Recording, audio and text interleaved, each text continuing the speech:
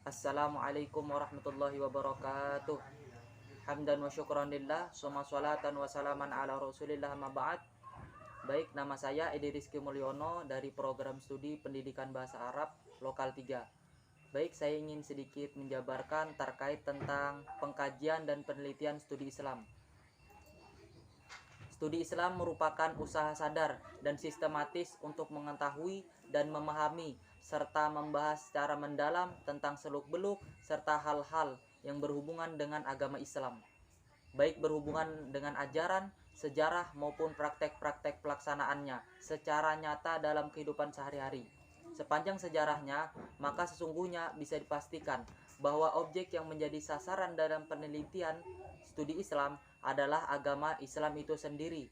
Dalam ungkapan lain, Islam adalah sebagai agama yang menjadi objek dari studi Islam itu sendiri. Adapun objek dari studi Islam itu terbagi menjadi dua. Yang pertama adalah secara normatif, yang kedua adalah secara historis. Adapun yang secara normatif itu mencakup dua hal, yakni Al-Quran dan Sunnah.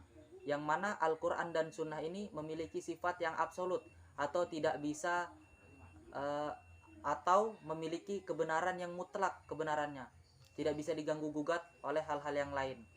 Yang pertama yakni Al-Quran. Al-Quran adalah kalamullah yang disampaikan oleh Allah kepada Nabi Muhammad SAW melalui perantara malaikat Jibril. Nah, dalam Al-Quran itu sendiri, ketika kita memahami Al-Quran, tentunya harus memahami metode-metode penafsiran yang ada. Penafsirannya antara lain adalah yang pertama, penafsiran metode tahili. Apa itu penafsiran metode tahili? Yakni metode yang berusaha menerangkan dari ayat-ayat Al-Quran dan berbagai macam seginya berdasarkan urutan ayat atau surah-surah dalam mushaf, dengan menonjolkan kandungan-kandungan lafadznya, hubungan-hubungan ayatnya, serta hubungan surah dengan surahnya, sebab-sebab turunnya, hadis-hadis yang berhubungan dengannya, pendapat-pendapat para mufasir terdahulu dan mufasir itu sendiri yang diwarnai oleh latar pendidikan serta keahlian bidangnya masing-masing dari mufasir tersebut. Kemudian yang kedua adalah metode tafsir ijmali, yaitu dengan menafsirkan Al-Quran dengan cara singkat dan global tanpa uraian yang panjang. Metode ijmali atau metode global ini menjelaskan ayat Al-Quran secara ringkas, tapi mencakup dengan bahasa yang populer, mudah dimengerti, dan serta enak dibaca oleh masyarakat. Sistematika penulisannya mengikuti susunan ayat-ayat yang ada dalam mushaf. Kemudian yang ketiga adalah tafsir muqarrim, adalah penafsiran secara kelompok ayat Al-Quran yang dibicarakan dalam suatu masalah dengan cara membandingkan ayat dengan ayat, antara ayat dengan hadis, baik dari segi isi maupun redaksi, atau antara pendapat-pendapat ulama tafsir dengan menonjolkan segi-segi perbedaan tertentu dalam objek-objek membandingkannya. Kemudian yang terakhir yakni metode tafsir maudhu'i, adalah metode tafsir yang berusaha mencari jawaban Al-Quran dengan cara mengabulkan atau mengumpulkan ayat-ayat Al-Quran yang mempunyai tujuan yang satu, yang bersama-sama membahas topik atau judul tertentu dan mentertibkannya sesuai dengan masa turunnya, selaras dengan sebab-sebab turunnya, kemudian memperhatikan ayat-ayat tersebut dengan penjelasan-penjelasan, keterangan-keterangan, hubungan-hubungannya dengan ayat-ayat yang lain, kemudian mengistinbatkan hukum-hukumnya. Kemudian sumber hukum normatif yang kedua adalah sunnah Nabi Muhammad SAW, yakni merupakan sesuatu yang disandarkan kepada Nabi Muhammad SAW, baik perkataan, perbuatan, maupun keinginan Rasulullah SAW. Adapun ketika kita memahami sunnah, tentunya harus memahami salah satu metode, yakni metode takhrijul hadis, yakni mengembalikan hadis kepada kitab aslinya.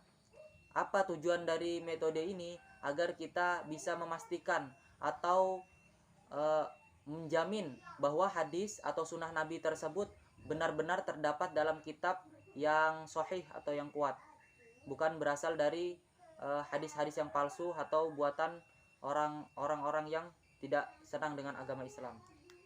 Kemudian objek kajian Islam yang kedua yakni secara historis. Adapun yang secara historis meliputi tentang penafsiran, pemikiran atau ijtihad, institusi keagamaan, pengamalan, fikih tasawuf, falsafat dan kalam, serta Islam kontemporer, yang mana sifat-sifat dari unsur-unsur ini bersifat relatif atau setiap ulama tentunya berbeda pandangan terhadap hal-hal tersebut ini atau unsur-unsur ini. Adapun dalam pendekatan dari unsur-unsur tersebut ini adalah yang pertama pendekatan teologis. Apa itu pendekatan teologis? Yakni berarti kewahyuan dan pendekatan keyakinan peneliti itu sendiri, di mana agama tidak lain merupakan hak prerogatif Tuhan sendiri, yakni realitas sejatinya dari agama ialah sebagaimana yang dikatakan masing-masing agama. Kemudian yang kedua adalah pendekatan antropologis. Apa itu pendekatan antropologis? Adalah sama dengan metodologi, yaitu sudut pandang atau cara melihat dan memperlakukan sesuatu yang menjadi perhatian atau masalah yang akan dikaji. Kemudian yang ketiga, pendekatan budaya. Bila budaya dilihat dengan kacamata agama, maka agama akan diperlakukan sebagaimana kebudayaan, yaitu sebagai pedoman bagi kehidupan masyarakat yang diyakini kebenarannya oleh masyarakat tersebut. Kemudian sosiologi adalah ilmu tentang perilaku sosial ditinjau dengan kecenderungan individu dengan individu lain dengan memperhatikan simbol-simbol interaksi.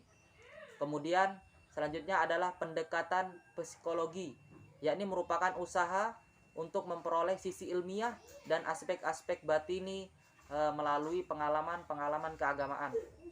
Kemudian yang terakhir pendekatan falsafat, yakni pada intinya pendekatan falsafah berupaya untuk menjelaskan tentang inti, hakikat, atau hikmah mengenai sesuatu yang berada di balik fenomena.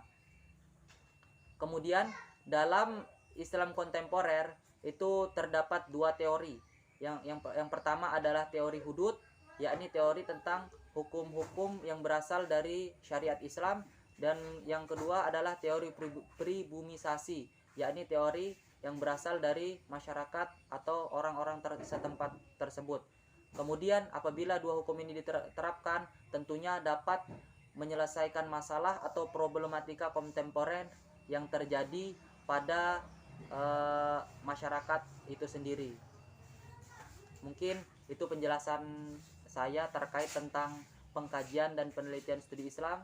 Salah khilafnya mohon maaf. Wassalamualaikum warahmatullahi wabarakatuh.